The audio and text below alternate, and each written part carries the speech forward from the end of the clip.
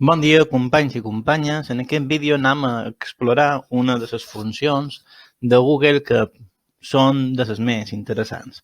És la funció COUNTIFs, que és una funció que serveix per comptar cel·les que compleixen, cel·les de la nostra taula, que compleixen una sèrie de criteris que hem establert. I per això la farem servir per calcular aquests números d'alumnes, de percentatge d'aprovats, alumnes que estan en un interval de notes entre 0 i 2, entre 3 i 4, etc etc. Bé, el primer de tot ampliaré un poc la imatge que sigui més fàcil seguir i ara farem el recompte amb la funció COUNTIFs per calcular el percentatge d'aprovats. Bé, la funció, com sempre, hem d'escriure un igual i escrivim ara COUNTIFs i obrim parèntesis. I dins els parèntesis haurem de dedicar, primer de tot, quin rang de valors volem analitzar.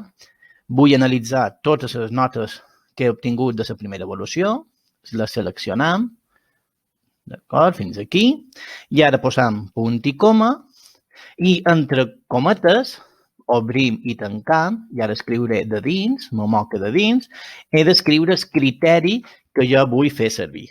En aquest cas, jo vull calcular el número d'aprovats, és a dir, que tenen una nota igual o superior a 5. I, per tant, això ho escriuré com superior o igual a 5. Tancam els parèntesis i donem OK. I ara resulta que ja me diu que n'hi ha 6 alumnes que estan per damunt de 5, o sigui, que estan aprovats.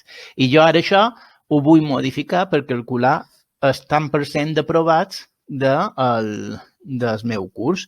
I sobre la meva mateixa fórmula, sobre la fórmula que tenim aquí a dalt, d'acord? Jo la modificaré i l'ampliaré per fer un càlcul. El primer de tot ho ficaré dins un parèntesis més gran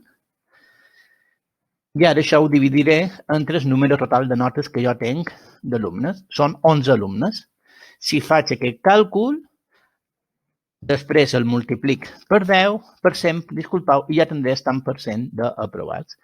I resulta que tinc un 54,5% d'aprovats. D'acord? Ara he combinat, si vos fixeu, bé, clicam i llevarem aquí, llevarem decimals, que me'n sobren. D'acord? Tinc un 54,5% d'aprovats. Ara vull fer el mateix amb qualsevol rang d'alumnes, alumnes entre 3 i 4. Per tant, faré la mateixa funció, igual, COUNTIFs, obrim els parèntesis, seleccionam les dades que jo vull analitzar, posam punt i coma, i entre cometes el criteri que nosaltres volem. El nostre criteri és que els alumnes estan entre 3 i 5. 3 inclús els 3, posaré que això ha de ser igual, ha de ser major o igual a 3, i això seria el primer criteri.